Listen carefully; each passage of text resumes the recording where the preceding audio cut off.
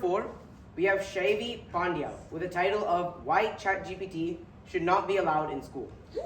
Why ChatGPT Should Not Be Allowed in School? Shaivi Pandya, I welcome you to the stage. Yeah.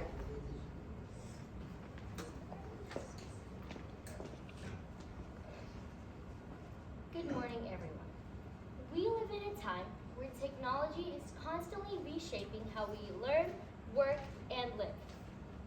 Large language models, or LLMs, like ChatGPT, have made significant progress in natural language processing, allowing them to quickly answer questions and generate text. For students under the pressure of deadlines, this may seem like a very helpful shortcut. However, I believe that ChatGPT should not be allowed in school. Students today are under the immense pressure of completing assignments quickly, making it tempting to use ChatGPT for answers or even entire essays.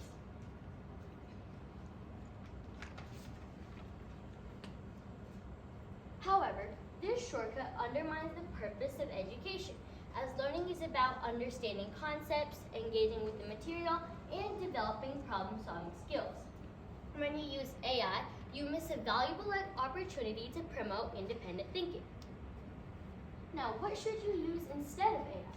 Well, instead of AI, you should rely on teachers who help explain complex concepts.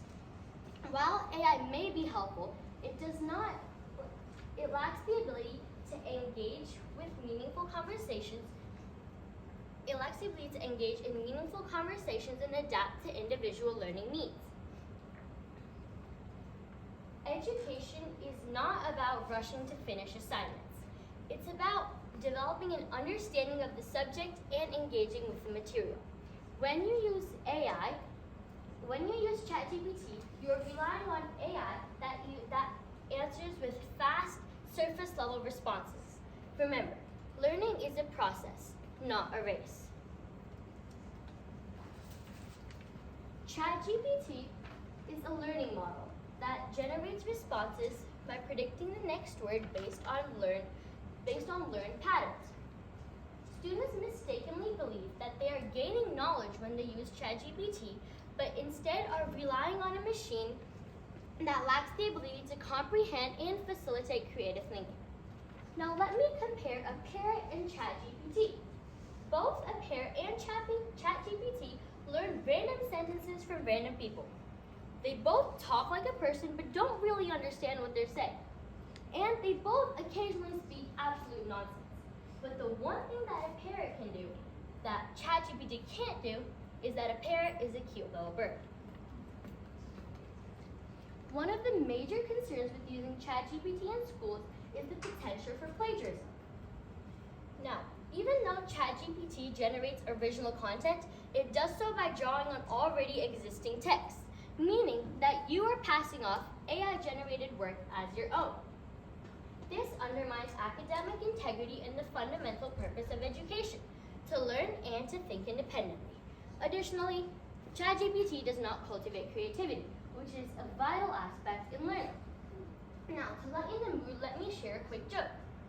AI is out here writing novels and curing diseases, but we still have to play the I'm not a robot bingo every time we log in. Like really, if I were a robot, I would be hacking the system, not failing to select all the traffic lights test for the 47th time. Studies found that a 2023 Stanford University study found that while ChatGPT can provide fast answers, it lacks the depth for true understanding and should not replace teachers. So, in conclusion, I believe that even though ChatGPT may be a convenient tool for students under the pressure of deadlines, it actually harms the educational process. It promotes plagiarism and suppresses creativity and skills that are essential to learning. So, let's embrace the real work of learning, which is creative thinking, creativity, and independent thoughts, and leave the shortcuts to the machines. Thank you.